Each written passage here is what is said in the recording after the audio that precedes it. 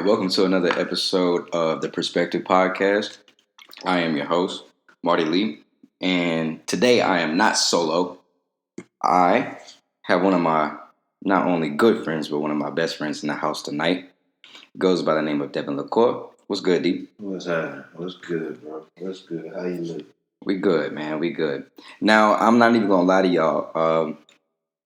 We're being very mature right now at the moment, but probably about the last 20 minutes we've been in here wilding. Bro. We've been in here wilding for the last 20 minutes. So, I mean, fuck it. We was just like, oh, well, we might as well cut the mics on. So, here we are. And I pulled up 20 minutes ago. And since I got out the car, we been tripping.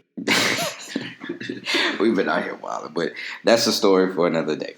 Mm-hmm. So, ladies and gentlemen, this is Devin LaCour. He's an entrepreneur. He's a writer. Of course. Deeper thinker. He's one of the more different minds in the world that I have ever came across. I appreciate the compliments, sir. I think the same as you, likewise. Thank you, my brother. And last but not least, Devin is a veteran, a Marine veteran at that. They can take care of us. So, Devin has seen a bunch of things and experienced a bunch of different things, and just here we are. Off topic, bro. I would really hope to be a regular on this thing. Of course. I mean, this is a cool setup you got right here. You heard? It just be, I can't even describe it. You know what I'm saying? It's just, I'm talking like I'm high. Nah, man, it's all good, bro. Like, thank you for the compliment, first of all, you know what I'm saying? Because what we really got going on over here, man, it's just we trying to build this thing into something so much more. And what this year is about, it's about tying everything together. Yeah, of course. Closing the gap. Yeah, gotta close the gap on a lot of these different projects we all got our hands in. Mm-hmm. So, like, what's good? What you working on? Shit. I can cuss, right? Yeah, hell yeah. So, but sure. There's a many things I'm working on, dog. So I really just be writing what's on my mind at the time. But like, I've been working on my dream is to be a screenwriter. So whenever I got the time outside of work, outside of doing what I got to do as a man to survive, I sit down and I work on this manuscript I've been working on. Ain't got a name yet, but I can't give you too much information live. No, I can't do that. Maybe after this. I gotta wait. Yeah, because I ain't finna have somebody be like, man, they can't jack. That shit that ain't copyrighted. We can take it. I'm you ain't about to take it. But, so let's bring it back, right? Mm-hmm. Let's go from. You know what? Let's start from home. Let's start in Alexandria. Mm-hmm. The slums. So, if you had to describe Alexandria, Louisiana, how would you describe it? It's a feel. Every time I go home, I get a feeling of nostalgia. Going across every time I come up Jackson Street, see Ash, used to think about them Fridays before the football games. If it's a away game, we walk right there by the patio, go to Subway, then come right back. Some of the days, my freshman year spent after school. It's just home. Like, that's where you met all your friends at, all your people. Cornerstone shit. You know what I'm saying? I lost my virginity in Alexandria. You know what I'm saying? Like, it's a whole bunch of things that's incorporated with Alec, dog. I can never forget Alec. Like, would I ever move back? No. Fuck no. You know what I'm saying? Ain't nothing wrong. But visiting Alec, of course. Yeah. That's gonna always, like, I call Houston home.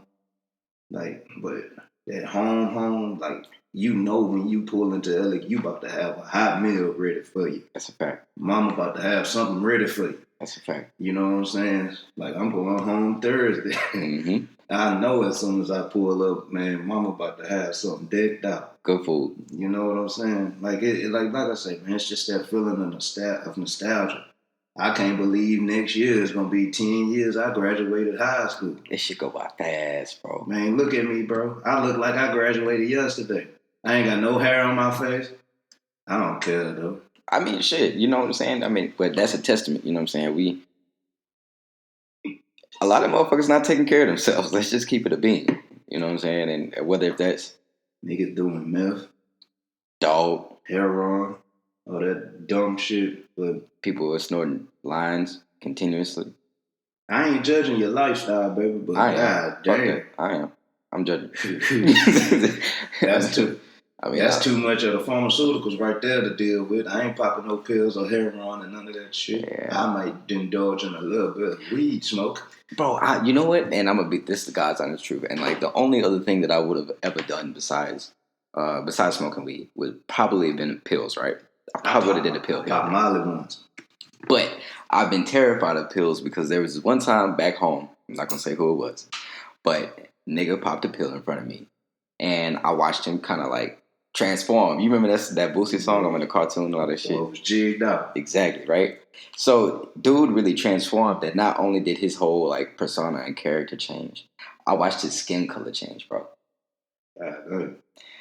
That point forward, I say, you know what, pills not for me, my nigga. Sound like you was on them translucents. Shit. But no, bro, like I've dabbled into the one side of the chemical aspect one time, and it was probably the best feeling of my life. But I told myself I'm never doing it again. That EDC shit in Orlando, my homeboy, shout out to Vu. We went to Orlando, EDC Orlando, dog. That nigga say, bro, you ever tried this shit before? I was like, what is that? That's LSD, bro. I say, no, I don't want to do that. That is chemicals, my boy. Shit, I drink enough. You think you want me to put some more shit in my body? Boy, I say, just give it a try, man. You never know what could happen. I say, fuck it. Like, cause I went the night before. It's a 2-night event, a 2-day event. It's not like EDC Vegas. They be going like from 4 p.m. to 4 in the morning, like to when the sun coming up. Or EDC Orlando, it start like at noon and end at 2 a.m. So it's still a lot of partying, but goddamn. So he gave me a square at first, and I wasn't feeling shit, because they lace the shit on plastic squares, like strips. Yeah, little strips, like Listerine. Yeah. So he was like, "Well, he'll take the whole strip." I was like, and he was like, "Man, come on, go ahead, stop being a bitch about it." I was like, "Man, you ain't about to call me no bitch." Facts. So I took the strip, bro. I did that. That was probably the best feeling I've had in my life, son. Everything was kosher with me that night. But I like you aware, but like everything, it's like everything just is everything groovy. You know what I'm saying? Like you touched that one right there, and she was like, "What like true experience?" Like you touched a girl, and she saw how low my eyes was. I was just feeling the music, moving my head. Oh, girl, say, "Damn, what you on?" I did that shit right there. That girl grabbed me. I had the afro puffed in. She grabbed me by my head, bro, and yeah. That was the type of crowd though. So you don't think too far into one of them episodes. You know what I'm saying, bro? So, you're well traveled. I moved around a bit. You know what I'm saying.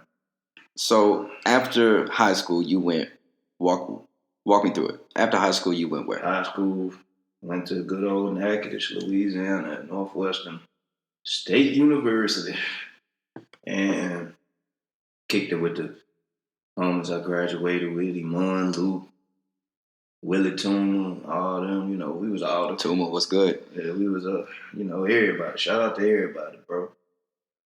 We was all out there, figuring things out, you know what I'm saying? But then I started figuring out, like at that moment, that college life wasn't for me. I couldn't do it, you know what I'm saying? Like, so I told myself, I'm gonna finish this year out. And I got to the year, and I was like, end of the year, I was like, I can't do it. I got to figure something out. So I went home, got me a job at Academy Sporting Goods right behind the Shipley Donut. Yeah, faithfully, son. And then Lee Street. I mean, right off Lee Street shit. And then got off there. Part. Then after that shit, military life. Yeah. You know, what pushed you to the service? They called Osama bin Laden, my nigga. At that point in time, I was thinking like, man, they caught this nigga. And I'm just like who? I don't know who said that. What comedian said that? Like that nigga played the best game of hide and seek for 10 years. Niggas cannot. And they called him. They 6'7" nigga with a beard. But I was like, and then after that, I was just like so gung ho about joining the military, bro. But I wasn't trying to join no bullshit branch. Yeah. Like I ain't shout out to the military because I ain't calling nobody no. But it's levels. It's levels to it. I wanted to be considered one of them best people. You know what I'm saying? They said the SEALs got that nigga. Mm-hmm. I wanted to be like, man, you know what? I got to work hard to get to where them niggas at, bro. Mm-hmm. And I went and I said, fuck it. I was 200 for the niggas. I went to the Marine recruiting office and man said, get up there and do them pull-ups for me. I couldn't even get past 8, my boy. Mm. And that man said, man, we gonna get you there. You really want to join? Like, man, we gonna get you there. Shit, 11 months later, I'm in boot camp, bro. There it is.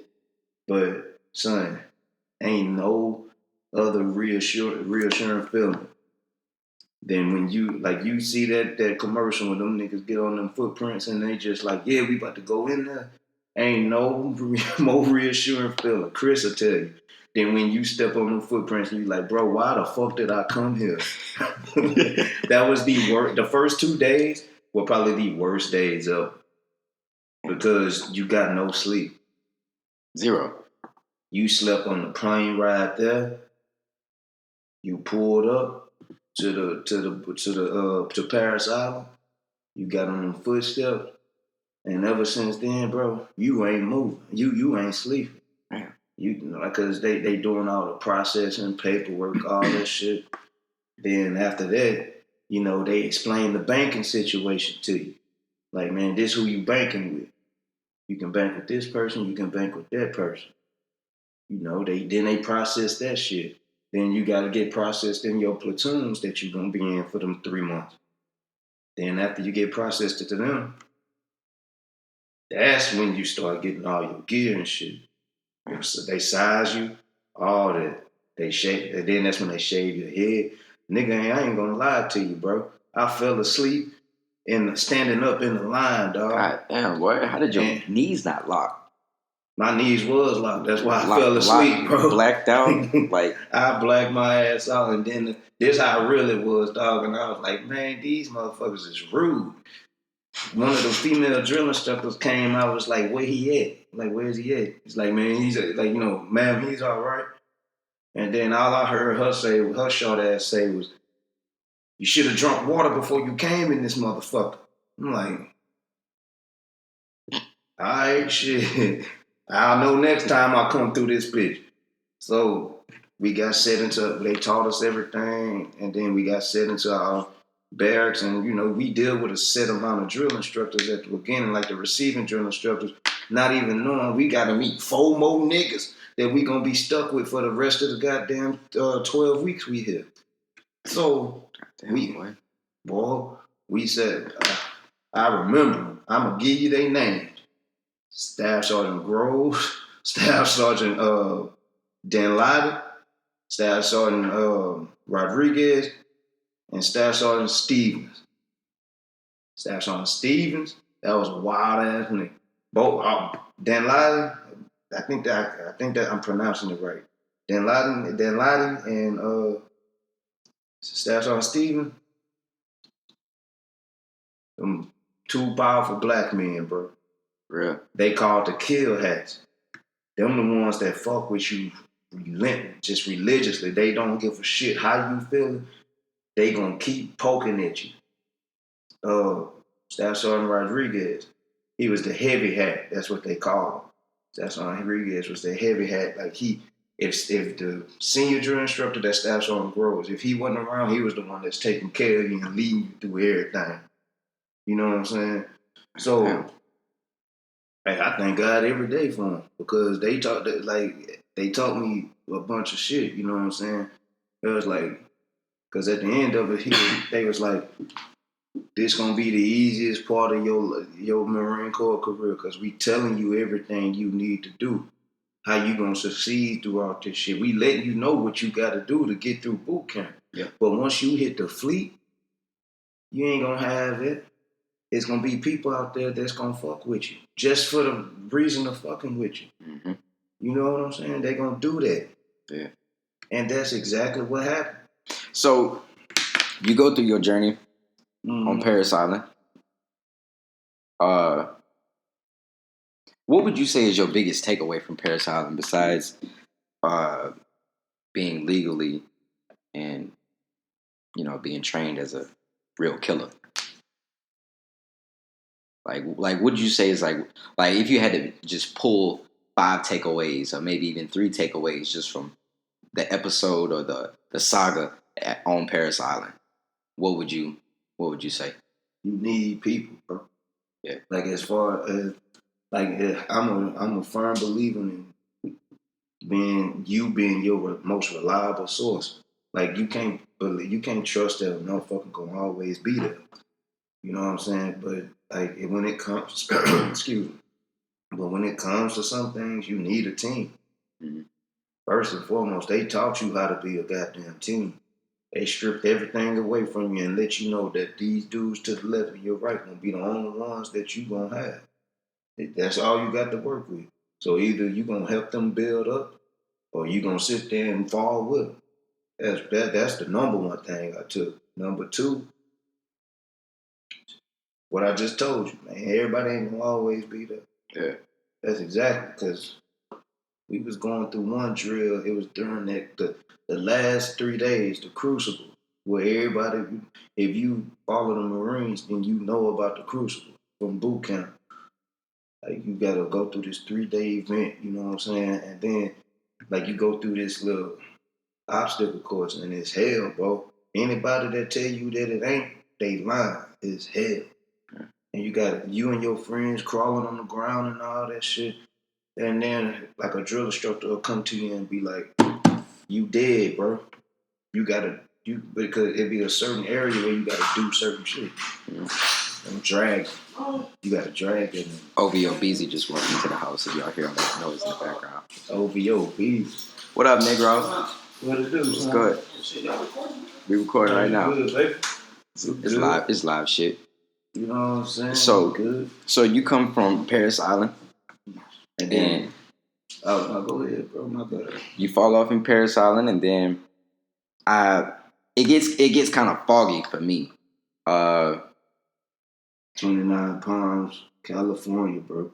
Then you went out west. And then some fuckery happened, and then that's when I started realizing I still liked what I was doing, dog. But that's when I started realizing that when them niggas said in boot camp, when them niggas said like, bro, this about to be the easiest time of your Marine Corps career, they wasn't lying. Yeah. You know what I'm saying? I went there. No, I went to North Carolina for MCT. Still was having the best time of my life because I'm doing all this. I'm working in the jungle, like pretty much jungle conditions, gloomy, humid. I'm going, man. I'm like, this is the best shape. And then it's the best shape I've been in my life. Yeah.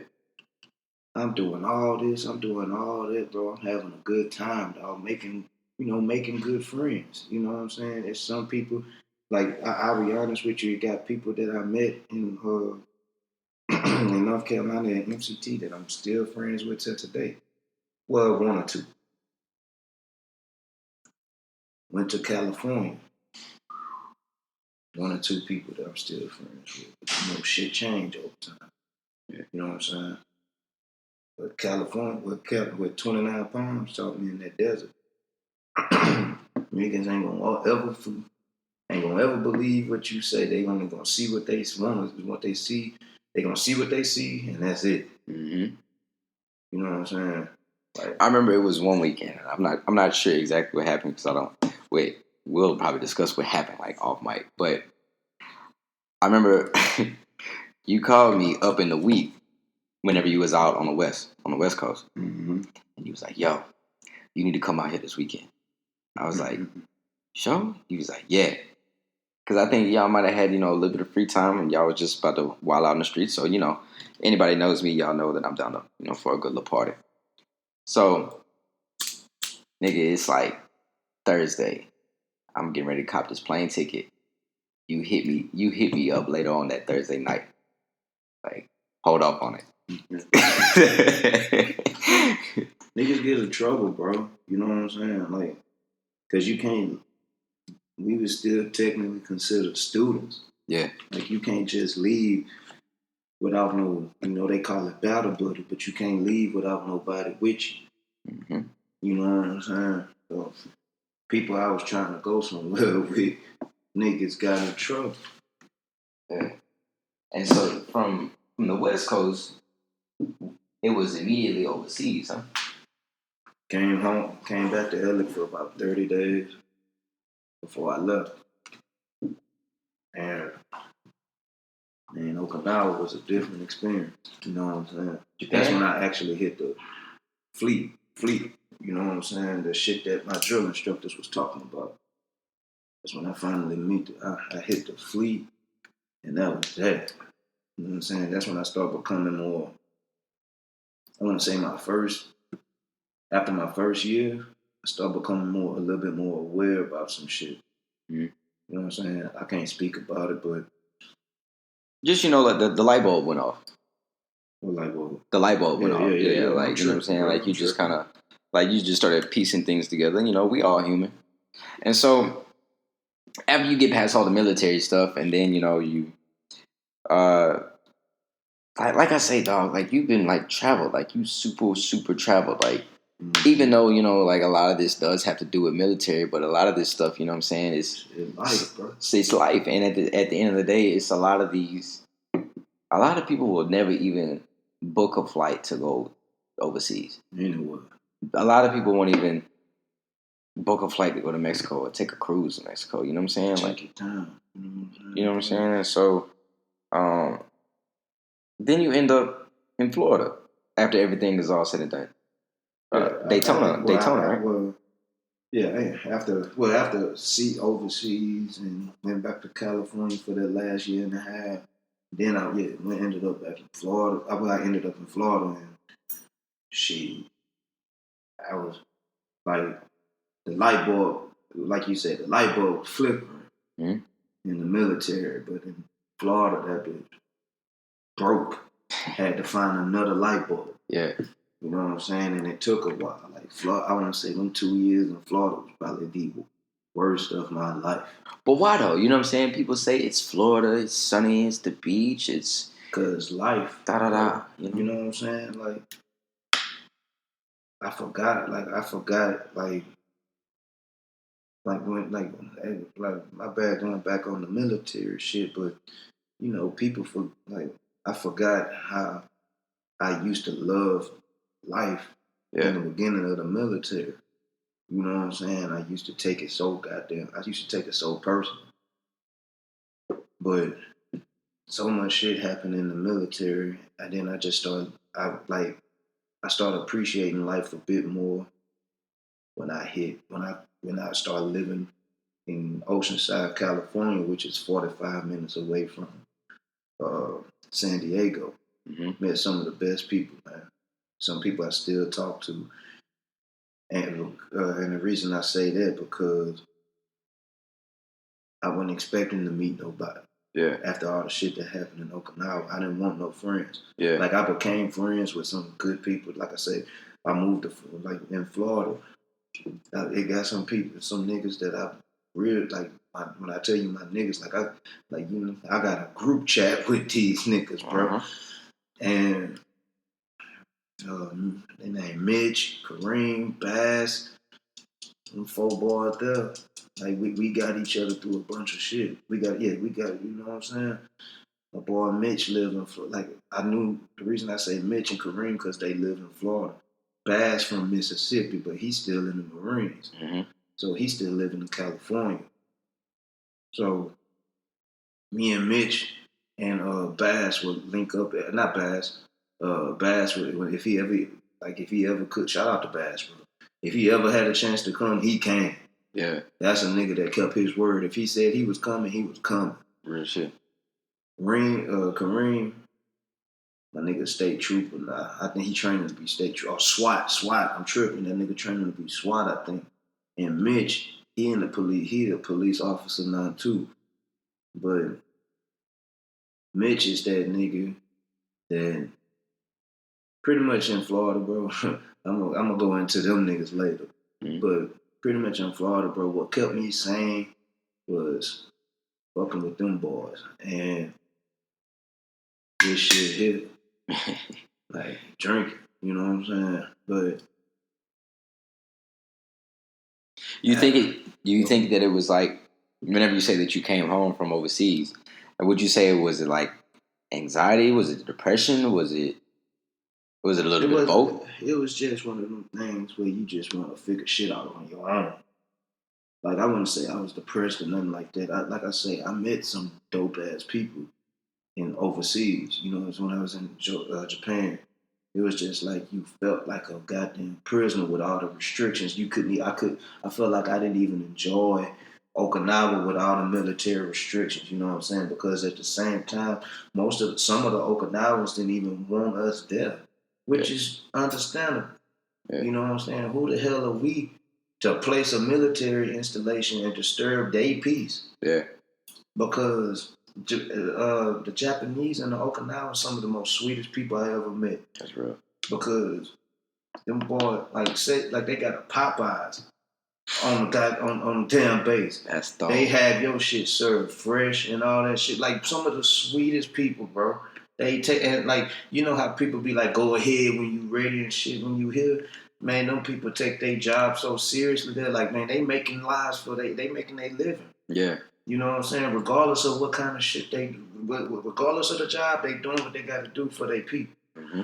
You know what I'm saying? And then the Japanese, they just. But when I flew back here after a year being there. You know, flew back here. As soon as I landed in Dallas for the TSA, I knew I was back in America with that rude ass shit. I was just like, I need to turn around and go back through customs. Thanks. Go back to Japan, you know what I'm saying? And you know what's crazy, bro? Me and my homeboy, when they finally let people go out back in town for drinking, because at first, like I said, the restrictions, like apparently, allegedly, a Navy sailor fucked around and raped a local. Damn. And they blocked all the like once that shit happened, fucking enough for everybody. That's an international incident, bro. Yeah. And that shit taken seriously. I feel like Japan should still be mad at America dropping the guy. Man, we ain't gonna go into that right now, bro. I know where you're going, and I feel that. I definitely feel that. We ain't gonna go into that right now. And that's what a lot of people say is the people from overseas, especially the Japanese, man. Like they say that the Japanese, they're super calm, peace. Like they live that. Some of the sweetest people, bro. I swear to God. Some of the nicest people you will ever meet. Who the hell, like, how, like, that's what's crazy to me. How the fuck you learn our language to sit here and appease us when we can't even sit here and take time to learn your language? That's it. Be like, we can't speak that shit, but they sitting here and they know English. No, multiple languages. I feel like English is the hard. Like people don't think so. I feel like English is the hardest language to learn. My homegirl said this, and well, I'm misspeaking by calling her my homegirl, but it's more like a sister to me. And G was like, English is hard to learn. I said, what you mean? Like it's hard? She was like, it's so many different slangs like in America that we use. You know what I'm saying? Like, folk. Like, you know what I'm saying? You know and they somebody outside of America be like, "Fo." Yeah. You know what I'm saying? What you mean, fo? Or you fo this? Yeah. Or you know what I'm saying? There's so many different variations of it. Like, what do you mean? Even just like yeah, just like you say, different variations of everything. Like how New Orleans, how they have their own slang and terminology. I'm not even just gonna credit that to New Orleans, but that's just a Louisiana thing. Where we have our own terms and slang just in general. But I mean, you go across America, them niggas in Brooklyn got their own terms. Them niggas in Baltimore, which is probably like an hour away, they might have their own terminology. And boys all the way down there in Florida, they got their whole difference. Georgia people talk, well, Atlanta people talk by far the worst that I've ever heard in my life. They cut everything short. Everything is an abbreviation in Atlanta. You know what I'm saying? So, I mean, I don't know. It's just strange how Americans like to present this. Like you not privileged, bro. We ain't privileged whatsoever. If you trillions in debt to a goddamn country, you ain't privileged, nigga. They letting us live. Mm-hmm. Yeah. That's pretty much that's like a cartel loaning you money or telling you like, hey, you better sell that shit. We're gonna give you this amount of time to do it. And by this time, if we get, well, better yet, let me say it like this: not this time, but if a cartel sit there and say, "Bro, go sell that shit," you indebted to us until we tired of it. When we finally say we tired of it, you better have everything. We want you to have everything. Other than that, we gonna get you. Right. What if these people that we indebted to finally say, "Man, we gonna get you"? It's time. It's time for mine. What you gonna do, bro? What you gonna do? You gonna cross that wall that you want to be?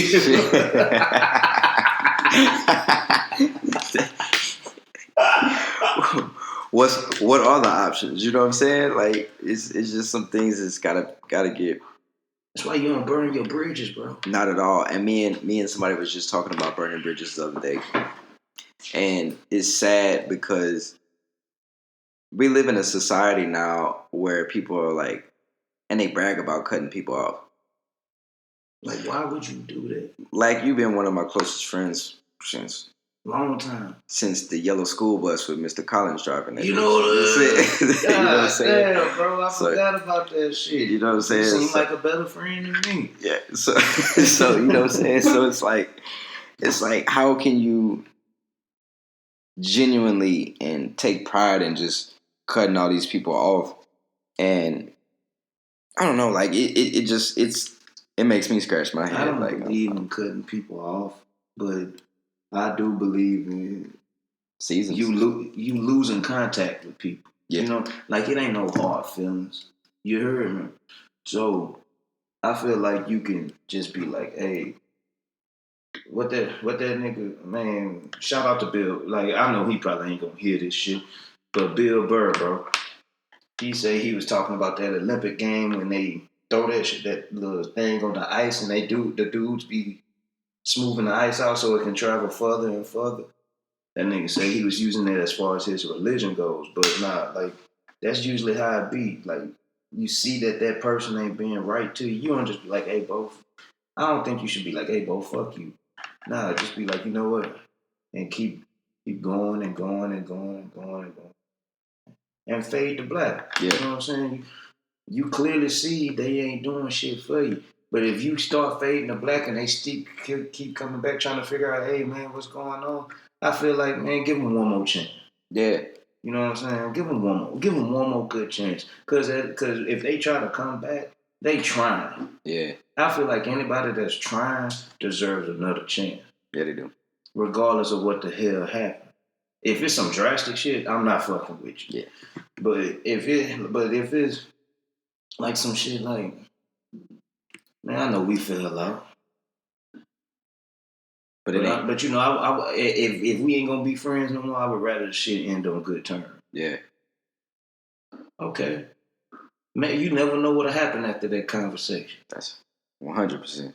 All it takes is a conversation. So and quick story about this, and it's crazy that you said that because it's just kind of how life works and the world works. Mm-hmm. So me and this dude, we didn't really see it eye to eye on some things, and we had a mutual friend.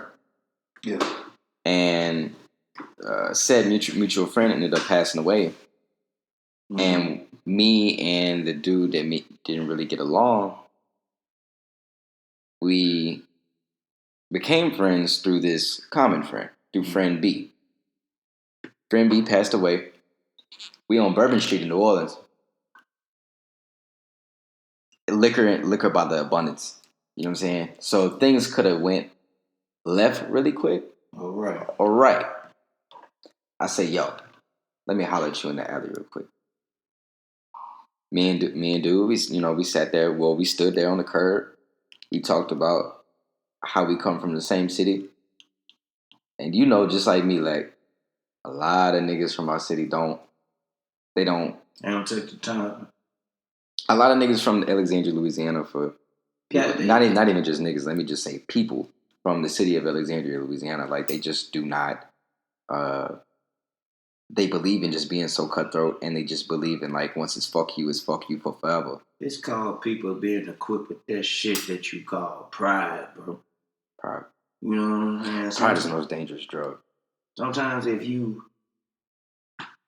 that friendship matter that much to you, you'll put that pride aside, bro, and try to fix that shit. Mm-hmm. If that, like I ain't gonna speak no names, but I'm pretty sure you know who I'm talking about. Like it was a moment of weakness where I just sat there and said, bro, I need to have this conversation with this girl in order for her to know that, man, I know I was a motherfucker back in the day, back in the gap. 19, 20 years old, you couldn't tell me a goddamn thing. I was a naive ass nigga. I knew it. I didn't admit it at the time. Who would? Because I was equipped with that shit called pride. I'm living my life. I didn't admit it. But after, call it back. I admitted to her. I've been wanting to admit to her, like, I know I was an asshole. But the next dangerous drug next to pride, bro, is what you call that shit? Grudge. Yeah. Holding a grudge with a motherfucker. That shit sits on your heart. That shit sits on your chest, and that grudge shit, like it sits on your soul, and it becomes heavy. I never said, and you know what's crazy, bro? I never say that girl, like I said, growing up, I never say that girl held a grudge against me. I can't say that because again, I haven't even talked. Last year, I think it was what it was. I don't know when it was, bro. I think it was right when I moved. Yeah, it was right when I moved back from Florida, August. Mm-hmm. I finally saw this girl after about 3 or 4 years. I was dating this girl. I was dating this girl for 2, and after 3 to 4 years, I finally saw her in person. Yeah. You know what I'm saying? That's a wild ride. You know what I'm saying? And it was just a moment where I was sitting outside with her brother and sister talking, and I'm just like, I want her to know that, like, it ain't like I'm trying to get back with her. It's all love. You know what I'm saying? It's just me showing. I want her to know that nigga grew up a lot, and I honestly want to be like, man, I want to know that. I want to let her know that I admit my part of being an asshole, being rude. You know what I'm saying? I want to admit that shit because I feel like that. I ain't gonna say that'll give me a clean slate, but I feel like I could be like, you know what? I ain't gonna say it's more of it for her. It's more of it for me. Yeah. Like I'm letting you know already. I'm a grown ass man, 19, 20 years old, and I'm 26 now. A lot of shit changed in them 6 to 7 years. You know what I'm saying? Yes, Lord. You know what I'm saying? So that pride shit, end relationships quick, relationships, friendships, period. If y'all don't sit there and actually hash it out and talk, my homeboy, I live with this nigga. Mm-hmm. Me and him bumped heads, and I knew it was my fault. But I wasn't about to say nothing because the nigga wasn't about to say nothing. Yeah. And I just say, you know what? Fuck it, bro. I text him. He texts me back. He said he ain't mad.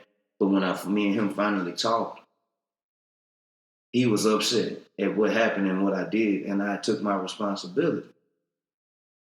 I ain't admitted at first. Again, that shit called like that pride shit'll fuck you up. Yeah. I lived with this nigga and I ain't see or talk to him for 6 days.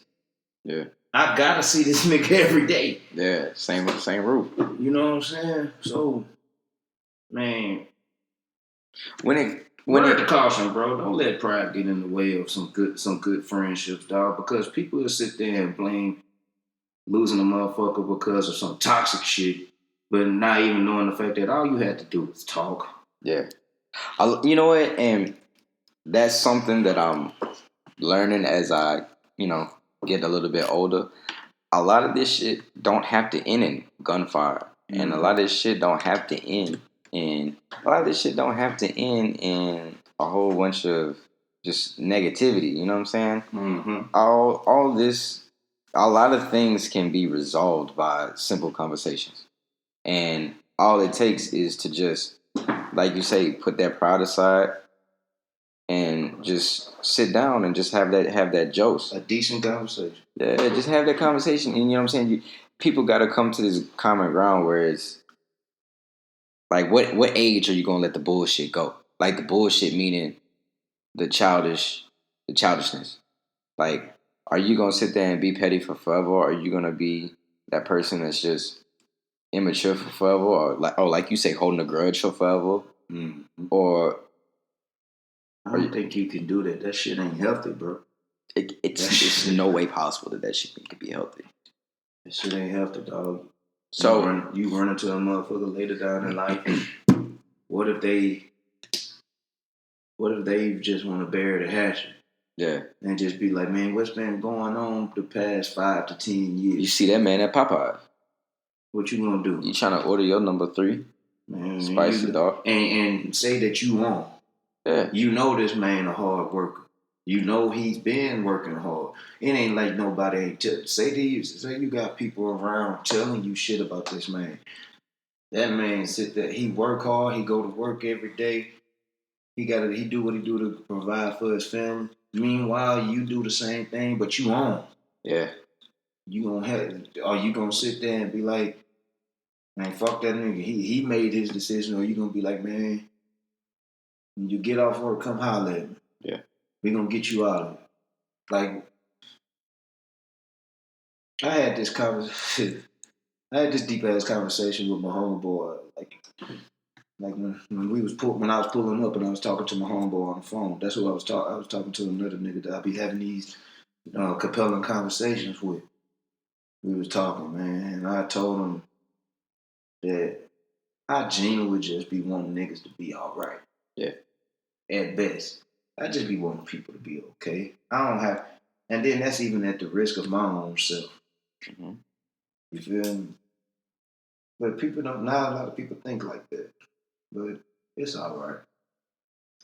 And so when I don't really remember when, but you were one of my first friends that went away. Go ahead, man. Open this shit up. Come on. That's real shit here. Over here. You were one of my first friends that went away from social media. Mm-hmm. Like, and you went away from it early.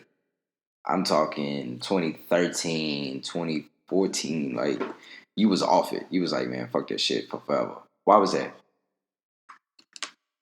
That shit ruined the relationship that I love. Like the relationship I was talking about earlier. Uh-huh.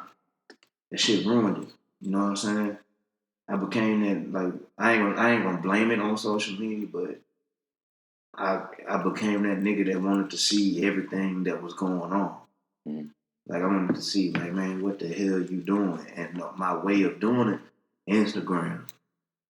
Snapchat wasn't invented by then, but it was just IG. Mm-hmm. It was a point in time where I didn't have IG. I didn't know about Instagram until I saw her and she told me about it. Yeah. I didn't give a shit about it. I was a happy nigga. And I just said, you know what? Maybe if I get rid of this shit for a while, maybe I can become that happy nigga again. So that's what I did. Got rid of it. Happiness started to come back a little bit. But then, like, I stopped being active. Like I brought it back, but I stopped being active on it. Right. Like, I deleted January 1st, 2018. I deleted Snapchat. I was active on Snapchat a lot. I hate Snapchat for the record, but I gotta have it. So it's I went the whole year without it, bro. January 1st, 2019, I re-downloaded Snapchat. Ain't that a bitch? And I looked at it. I wasn't missing nothing. Zero, I deleted bro. it. Zero. I deleted it again. Oh, God. Like, it ain't nothing on Snapchat like that. So, here's my problem with a couple of these social medias. I don't know. This whole trolling thing, it's been around for forever. It's 6ix9ine shit. And like I remember in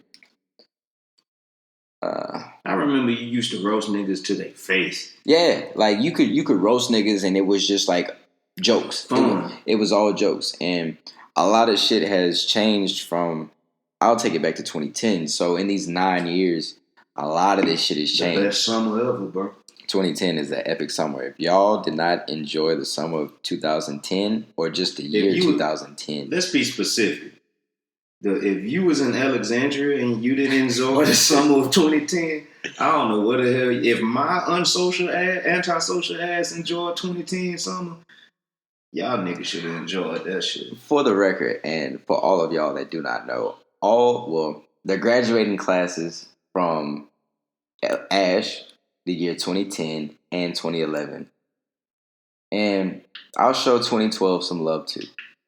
Those might have been the livest classes to ever come through that city. And I'm not even just gonna say just strictly Ash, but y'all know how I get down. Like, we just fuck with Ash over here. Peabody's show had love too over there. Like, those were probably just the livest classes to ever come through the city of Alexandria, and I'm willing to stand on that against whatever class. But anyway, a lot of this shit has changed in these 9 years. Like, it went from you could really just joke with a motherfucker and you could, XYZ, but now it's a lot of things have changed. Like, bullying has been brought to the forefront, and where back in the G, like, where if a nigga said something about you, it was jokes. That's just what it was. You ready to fight. Yeah, like nowadays, it's just everybody's hypersensitive. And where did that come from? But you know what? People have always been super sensitive. But nobody ever showed it. But why? Because they didn't have a voice until social media. Social media crazy. But you know what? A lot of them motherfuckers creeped over from Facebook. And a lot of them people from Facebook started making Twitters. And they started putting like dwarf faces. Shout out to Twitter, bro. Not dwarfs, not dwarfs as in short people like Twitter where the real niggas live. Twitter's Twitter. But you know what? Twitter is full of a bunch of fuckery nowadays. Like, it's not. Once upon a time, Twitter had them real niggas, bro. Like, whenever you could sit there and tweet at a celebrity and they would tweet back, like, that's whenever shit was really real. A lot of y'all don't know, but niggas used to tweet via text message. Mm-hmm. Before these apps and shit became a thing like they are now, that shit crazy. Niggas used to like text they fucking tweets out by any means necessary, no matter where they was at. Niggas didn't know what was a timeline. Niggas had no clue what a timeline was. Hashtags was the shit. You made that shit happen through that text message. Yeah, and then all of a sudden, like you say, Instagram became a thing. Instagram became a thing while you was overseas. Yeah, because Instagram wasn't that shit. Because, like I said, I didn't even know about it until she introduced me to it. And, bro, whenever I came across Instagram, and I remember, like, being in the clubs and shit and actually having I remember going to Instagram and just, like, looking at how it used to be. It was strictly pictures. Strictly pictures, bro. How did it evolve into what it is today? Something happened, like, that's a question for the psychologists out there. It eventually became. Well, shit. You know what the rest is? What's that, cousin? Good. I think I met you before. Yeah. I told you met this nigga before. Yeah, we met. Oh, in the other part. Yeah. Okay. If you want to post up, you're more than welcome to with us. We chilling, man. We talking about some real compelling shit. And I don't know, like Instagram. I remember being in I remember just being like in the clubs and shit before Instagram became the thing, and niggas was like having a good time. Like, you could go to Club Bed in Lafayette, Louisiana. You could go to Club Shakers, Club Karma, wherever was a spot that you pick and chose, and you could have a great fucking time. This podcast for the hoes that still got stretch marks on their stomach. Church. The tiger stripes that we love to call them. Shout out to them fucking tiger stripes, because if you got them tiger stripes, baby, then we know that ass is, you know. What that nigga Cat Williams said? Either you was big and got small, or you was small and got big. Either way, we fucking, bro. Either way. I don't know, but the whole social media thing, like, it's really, like, fucked around and just became totally... It's a good and bad side to that shit, though, bro. It became totally different. But it's like I said, it's a good and bad side to it. Once that video shit came to social media, to Instagram, like, that started putting niggas on, though. Yeah, it did. You know what I'm saying? Shout out to Vine, too, because a lot of Vine niggas put off niggas Vine. on, boy. Yeah, it did. Vine put a lot of boys from the boot on. Like, on. Like, them, like, and then it's not even that. Like, that nigga King Bash, Jahan, like, them niggas got put on. I get it after. And, like, a lot of, like, I don't know. It's just, a lot of this shit has just evolved. And it's just, Nah, I just got the J's on me. But all right, I'm gonna just grab it from you. I'm gonna have to look at the stuff. I feel that. I want y'all to know that OVO is a totally different type of nigga. I want y'all to know that, like, across the board. That's a different nigga, man. But in between, like, the whole social media thing, like, it's just crazy. But in between, like, the whole time while you was gone and you was overseas, like when did you start writing? Like, when did you actually pick up the pen and just start writing for yourself and just shit? High school. You was writing all the way back then, bro. Miss Andrews' English class in 11th grade, bro. Shout out to Miss Andrews, bro. Miss Andrews put me on, dog. Dog, I do not remember that. Man, because I never talked about it. The only people that knew about it was the niggas that was in my class. You know what I'm saying? What was one of the first things that you wrote that really stuck? Shit, when we was writing poems in class, we had to have a poem written by the next day for homework, and I forgot to write a goddamn poem for write something about a word that she gave us the day before. Mm-hmm. And when I wrote it, but I like I said, I forgot to write it. So she was going up and down the line of the desk like, man, this is you gonna do this, you gonna do that. But then she got to me, and I had just wrote some shit off the top of my head. And then she was like, this is like, once I wrote it, and she gave me 100. She gave me 100 on the goddamn poem. And she was like, now you see what I'm saying? Even I am disappointed that he didn't do it last night. He just wrote that. She watched me write the shit. And she still gave me 100 on the damn assignment. She watched me write the shit. You was writing at NSU as well? Or you was like NSU? I wanted to go because that's when I found that love for writing in high school. And I was telling myself, man, I'm about to go to school for journalism. Mm-hmm. And that's what I signed up for at first. Same. But I listened to people. I listened to opinions and shit. And fucking around and start going there for electrical engineering and all that bullshit, thinking about money and all that shit. Yeah. It's a thin line between that course My thing is, bro. And that. What if I ain't gonna say, like, think about the grudge and shit. Not even a grudge. It's like sometimes it'd be like a what if thing for me. What if I would have went to school for journalism? What would I be at right now? Yeah. You know what I'm saying? I could be flaunting around this bitch. Shit, we all got them with us. You know what I mean? Even though I'm short, I be thinking about it all the time, like, what if I would have had that procedure on my knee?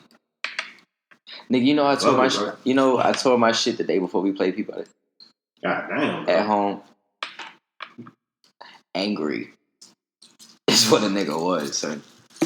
Like, but the whole writing thing is just, I find writing to be very, very therapeutic. Yeah, I was it's a hobby. I don't even look at it like a hobby. Half of this shit that I be wanting to tell people, I throw in them composition notebooks that cost $4.99 at the dollar store. Mm-hmm. That's what most. Or you got a certain pen. You got a certain pen that's like strictly for this. yeah, I know, like it's we in that bag. So yeah, right there. we all got It's we in all that got bag, that. man. But nigga had to upgrade his technology too. I start typing on the MacBook now. Mm-hmm. Yeah, that's just how shit. Yeah, That's how I got shit for days up in there. But sometimes some of the shit I be putting on there, and I disappoint myself sometimes because some of the shit that I be posting on IG. Man, if you don't follow me on IG, go look at my stories, bro. which IG? Dev Lacour, DVLACOUR. That's DEVLACOUR. Shit. But man, all I do is post stories, bro. And I don't really be posting pictures of myself. What's the meaning behind the black and white? You know what's crazy, bro? What's the meaning behind the black and white? Crazy, dog. So every story that he posts is in black and white, and it's extensive. Okay. Surge, because I fucked with Surge on what it was, Saturday. Shout out to Surge for being a real nigga. Friday, bro. Surge, I know you're gonna hear this. You gotta hear this. I mentioned you was down here. He said, "Man, we gotta just get together and just run it." Yeah. So I should have told his ass before we did this, bro, because he live up the street, dog. Watch this shit. I bet that nigga ain't doing nothing but smoking a black and mild, a wood tip wine black and mild. Come on, Surge. Everybody excuse me because we about to. If this nigga be like, man, I'm gonna come over there, dog. That nigga Donald Collins, bro. Nick Cannon really been putting out wilding out since we was in high school, my nigga. Yeah, but like Nick Cannon, like he really, like, that's just, I don't know. Nick just been all over the place, man. Like, Nick been all over the place, and Nick been getting money for a long time. But you gotta respect OG, bro. For the record, though, y'all, Surge didn't get a chance to pick up, so that was a punch in that y'all heard. With his bitch ass. He didn't want to answer the phone. I bet that nigga Dez don't answer. He out there fucking them hoes in Atlanta. Yeah. Man, no, bro. That's not going in there. Dez ain't about to fight me. Yeah, bro. I don't trust a nigga with dread.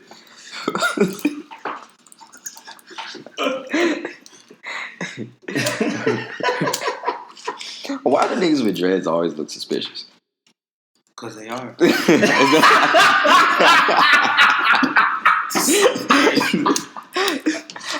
But goddamn, like fuck, like all niggas with dreads would just be suspicious to me, man. Like, especially them small ones that's like 2 inches long, bro. And like then they be coming loose when you go to sleep. They dreads be like colorful. Them red dreads. All niggas got red and green. Let me shut up, man. Let me shut up because I dyed my hair red. The tips red one time. Man, look. But shit, I'm an old school nigga. I got braids. And hang time. That shit poppin'. You know that's gas. Look. Surge calling back. Pause back real quick. What it do, my nigga? What's up, bro? Where you at, dog? What you doing? I say, what you doing, dog?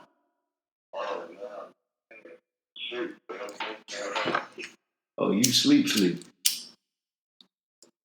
Shit, the only reason I was calling you, man, because I'm over here at Marty. What's good, sir? He said, what's up? Well, I'm shit. We over here just chilling, bro. Just chilling. We on the podcast, bro. I was about to say, man, you wanna run it real quick, you can. You stay 5 minutes away, nigga. Well, I tell you what, Serge, we're gonna have to get you on one day, bro. You're gonna have to come through the show one day.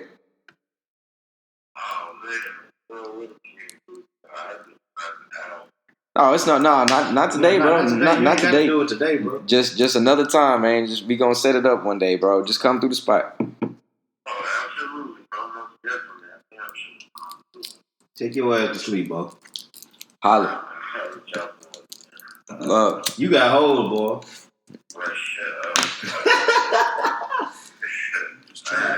All right, my nigga. Shout out to Serge. Shout out to Serge here. Yeah, shout out to Serge. That's a real nigga right there. Go. You know that nigga brought me to get my new car. That's just what Serge gonna do, bro. That nigga do what he say he gonna do, son. Ain't nothing more important than that type of shit right there, boy. Word means a lot. Word, bro. Word means a lot. Like if you can't follow through on something, like time out, dog. Hit me real quick. Okay. So remember that conversation I was telling you about earlier. Mm-hmm. So yeah.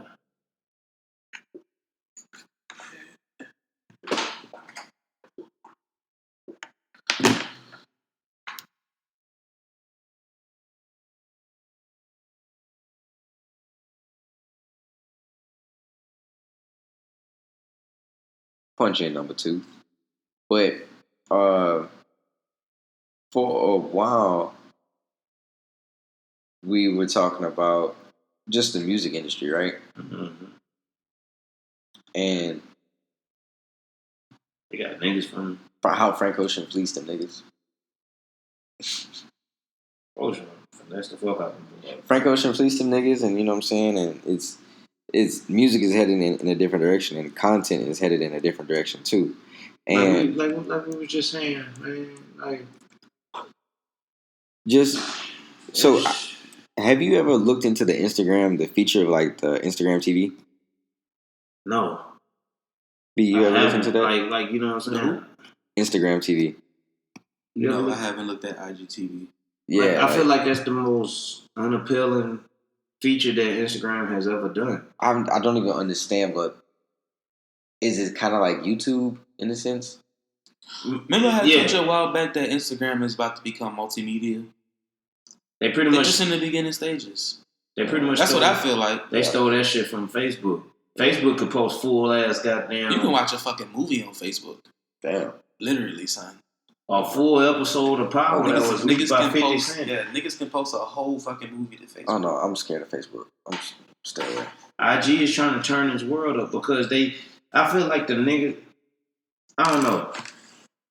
Like, do you, like, I don't know if you read that shit. Do you know the original, like, CEOs, the creators of IG stepped down from the shit? Because they sold the Facebook, huh? I don't know who they sold it to. But they I left a letter and they was like, we're not in agreement to the direction that the company headed in, huh? I feel like if I created some shit. It was shit, something like that. Yeah, you know what I'm saying? I feel like if I created some shit and it's taking a toll to, like, taking a different path to where I wanted to take, yeah, I'm successful with it, but I don't want to turn into that type of person. No, I'm not about to deal with it. I sell this shit and then go and live my life. These niggas is damn near 30 years old and got enough money to ball out and do whatever the fuck they want to do. Young as fuck. Because my thing is this. If they be like, bro, I'ma sell this shit to you, but we still want our shares. As many IG models as it is out here and as many likes they trying to get, and these niggas getting paid too, Fashion Nova getting paid off the fact that they promoting their shit on IG, you telling me these niggas still ain't getting money? Or we not paying attention to the motherfuckers that created IG for you hoes? I ain't got nothing against them. Just fact. You know what I'm saying? Like, what would you do? Yeah. What would you do if IG didn't exist? Shit, I would be able to. I don't know. I'd be able to find something different. Shit, do like you used to do back in the day. You search the internet. Yeah, it's always an outlet somewhere.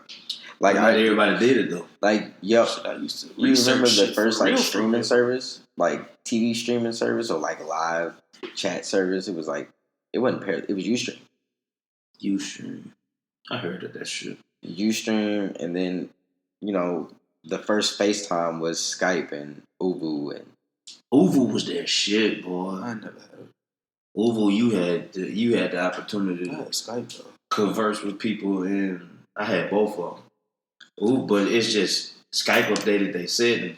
But Uvu had you had the opportunity to talk to multiple people. You know, Skype you only could talk with one person at one point. Mm-hmm.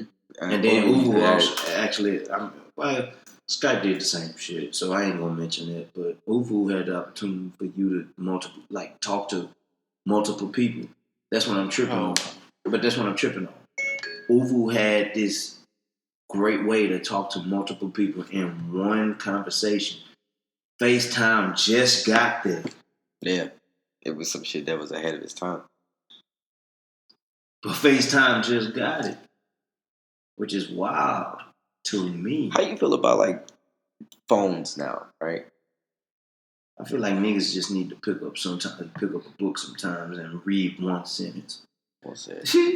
Well said. Read something. Or better yet, if you're looking at your phone and somebody just be like, "Man, how you doing, brother?" At least say what's up. How you doing? But I feel like technology has become that so much advanced, and niggas so deep into niggas got a full. Bro, you remember we used to have to go to we had MapQuest.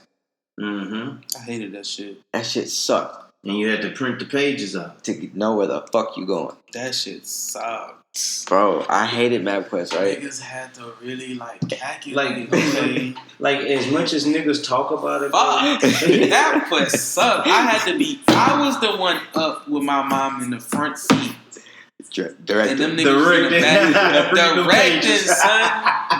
In fucking 8th, 9th grade doing this shit. I hated that shit. Yeah, I could not go to sleep on no road trip. No, I'm up. I'm up every trip. I hated that shit so much. Bro, MapQuest sucked, right? And think about it, like... Niggas was so happy when navigation systems came out. Bro, you know that was invented by a black woman? Yeah. I just found that out today. Yeah. Hold on. We have to get this queen's name. Had the portable navigation system. Do you realize on the window because of that black woman that people nowadays literally no shit like it's not me exaggerating. Got the world in the palm of their hand. Yeah, bro. That's a wild ride. Word to my nigga Carlos, bro. That nigga say, "What color is a mirror?" Fuck me. What? God.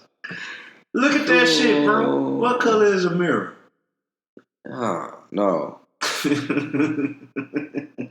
Multi is the correct answer. Multiple colors. Shit, bro. You don't even know how you look in person. I don't. You know what? But whenever I see other people that's similar to my height, I'll be trying to picture what I look like. How. Me and Sirius talked about that shit. What's the deepest cartoon you've ever watched? The deepest cartoon. I'm asking both of you. I got two. This queen's name is Dr. Gladys West. That's a beautiful black woman right there. Gladys. Shout out to Miss Gladys. As auntie. That's a fact. Auntie Gladys. Hell yeah. That's auntie right there, baby. Shout out to Miss Auntie Gladys for holding us down from MapQuest and saving MapQuest. I need these answers. Oh, what was the question? What's the deepest cartoon you've ever watched? Come on. I never had. Well, I got two of them. I got two. Boondocks. Boondocks had definitely Boondocks had depth to it.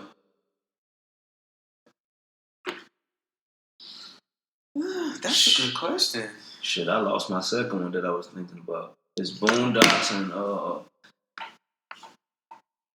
God damn, bro. Cartoons that I used to watch. I feel like No. Yeah. Boondocks was one of them deep ass. I got mine. I forgot it. I feel like the Avatar, man, Last Airbender and shit. I didn't watch it. You never watched that shit on Nickelodeon, bro? That's some of the deepest shit that nigga ever said, bro. Son, I could never show you the videos until you actually watch the shit because the Avatar is they got their they got their nations. Mm-hmm. You know what I'm saying? You got the Fire Nation, you got the Earth Nation, you got the Water Nation, you got the Air Nation. Mm-hmm. You know what I'm saying? And the Avatar is a motherfucker that's blended. They got all nations inside of him. And the Avatar disappeared for 100 years. This is how the first season started. He disappeared for 100 years, and then finally he just dispersed. He got founded by two people of the Water Nation, a brother and a sister. And nigga 12 years old. That nigga don't even know what life is. He froze himself trying to protect himself.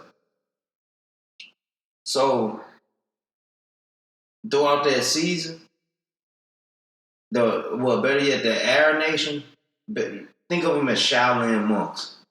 Shaolin monks some badass niggas. Shaolin, so basically he just trying to learn his shit. Oh, Shaolin monks. He a monk. He learning everything and you know what I'm saying? He became wise, and once you watch that first season, you start to connect with the main character.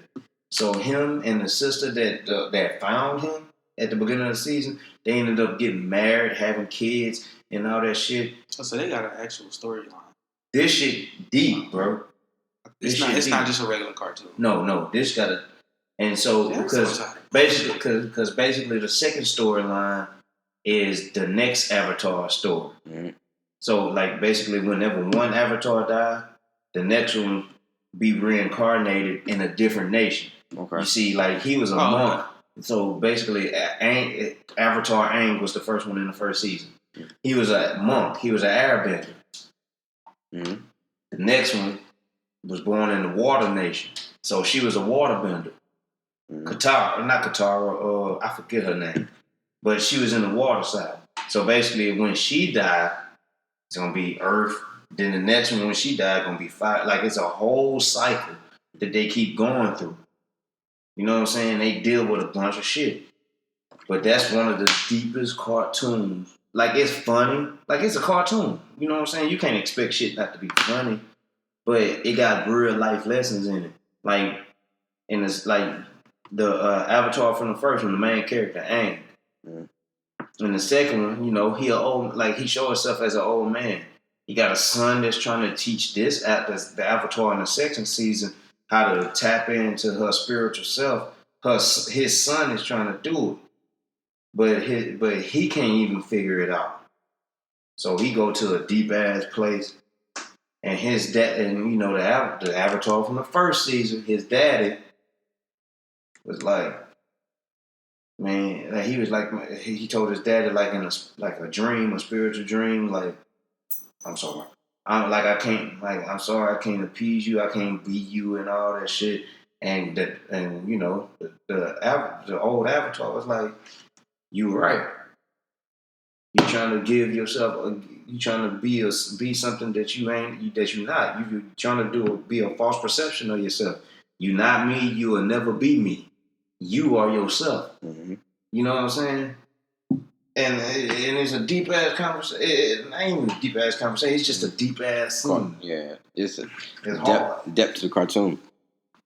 I don't think I really know. I watch a lot of bullshit. Avatar, man, it's the Avatar, Last Airbender, or just put it up, the Avatar.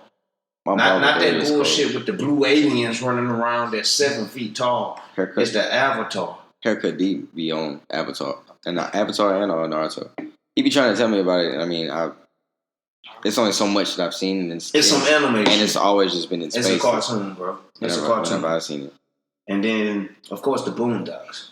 Everybody watched the Boondocks. Nah, a lot of people watch that shit. Well, then again, I'm looking at it from different perspectives because when that shit was popping, I was living in that life.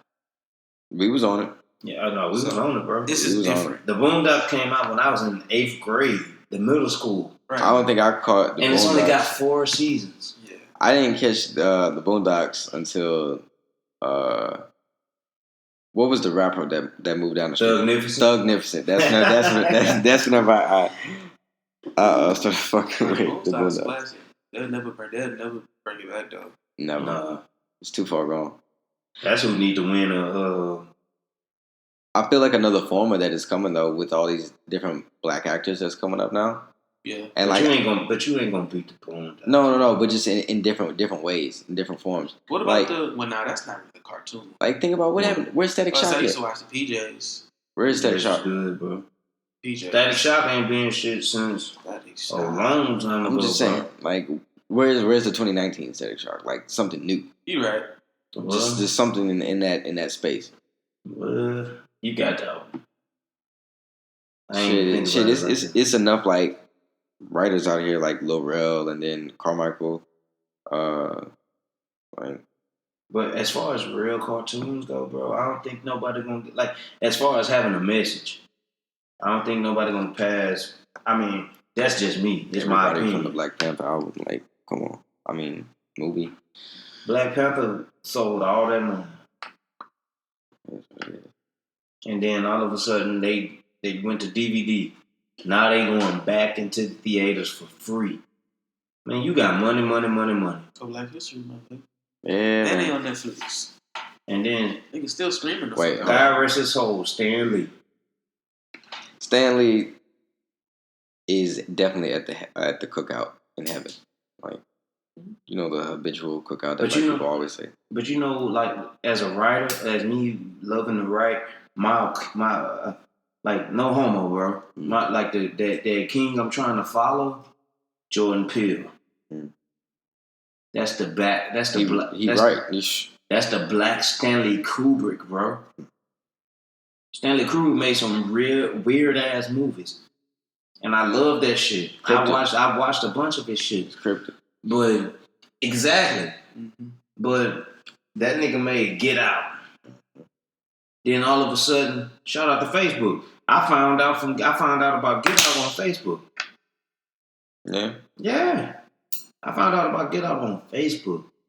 I don't remember how I found out about that. I mean, I've never seen the previews and the commercials on YouTube. Probably some shit on Instagram, most likely. But then all of a sudden, this nigga was probably taking a shit on a Sunday and was like, man, I'm about to write this other fucked up movie, Us. Like, think about it. If you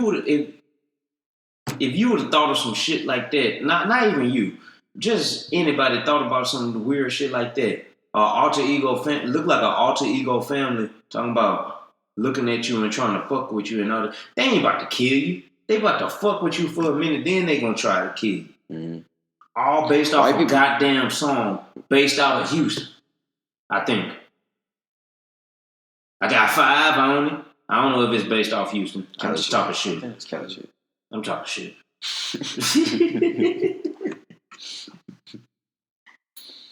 Kelly. But you see what I'm saying, though? He made, and then I look at the comments of the trailer on YouTube. I read comments, bro. And it's just like, people really doubting the fact that they listened to that song that hard and they loved it. And they was just like, I wonder if it's really that deep. This man making people think about a song that was written, I don't know how many years ago. I don't think I ever listened to that song front to end. Honestly. I'm just saying, though, but like, if you can make it, like, this movie about to be released in 2019. And you flipped it. And he made you go back, he making you go back and listen to a song probably released in the fucking 90s. You know how good of a writer you gotta be, bro? To make you writer, director, producer, to make you think about some shit that happened about 20 years ago? Mm-hmm. It's a shame. Like, music is getting old, and I'm getting old, too. Why is that a shame? Well, it's a blessing. It's a blessing, but it's like, fuck. You look sleepy. No. What it is, you know, some people never grew up with, like, Get Rich or Die Trying. Oh, 50 Cent was my favorite rapper. But that's what I'm saying. You heard me, bro? Some people didn't grow up with that. My favorite album was The Massacre. I don't know what that is. The Massacre. It was that was his second album. Oh, you said album. Yeah. I thought you said rapper. I'm about to say, who the fuck is that? My favorite 50 Cent album was The Massacre. My favorite track was Rider Music. Yeah. That was a chill ass track. But when he formed G Unit and them motherfucking muscle shirts,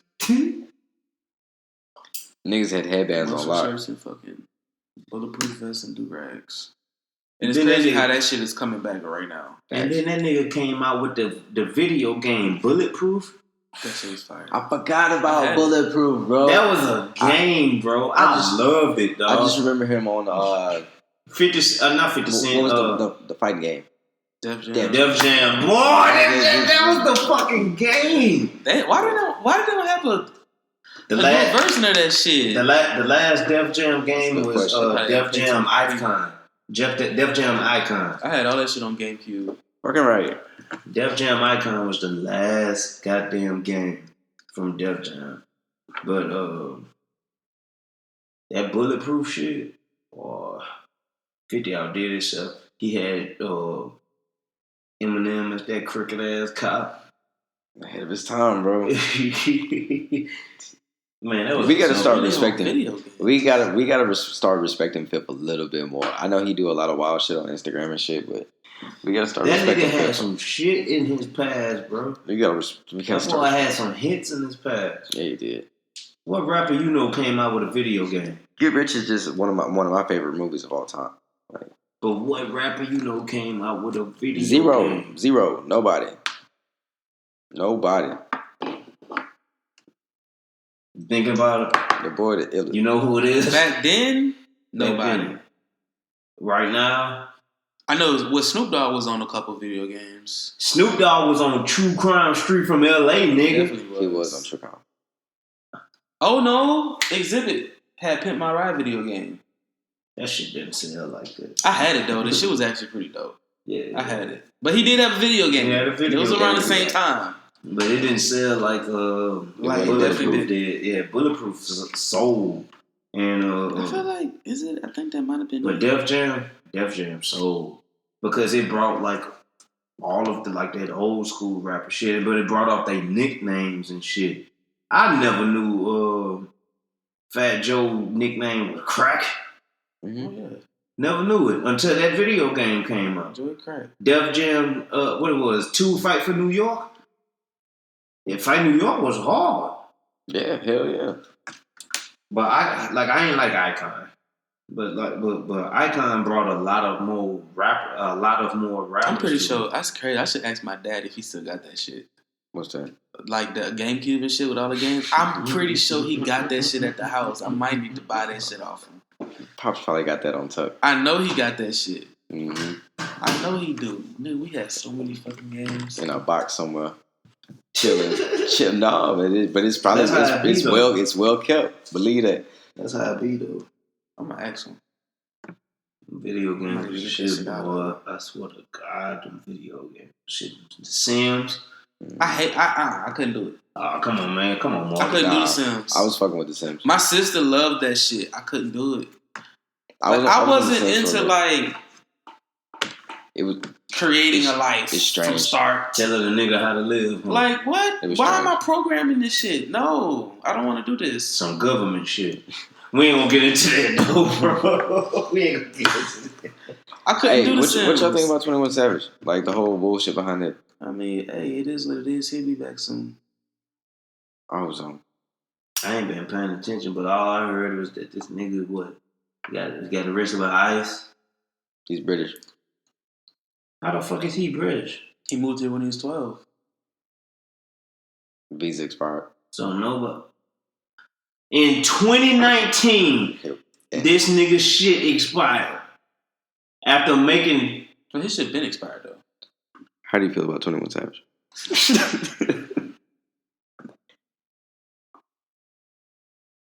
Fuck. Man, come on, bro. Yeah, bro. It's fucked up, dog. It's fucked up, man. Like, black man in America, right? Got some memes on the internet.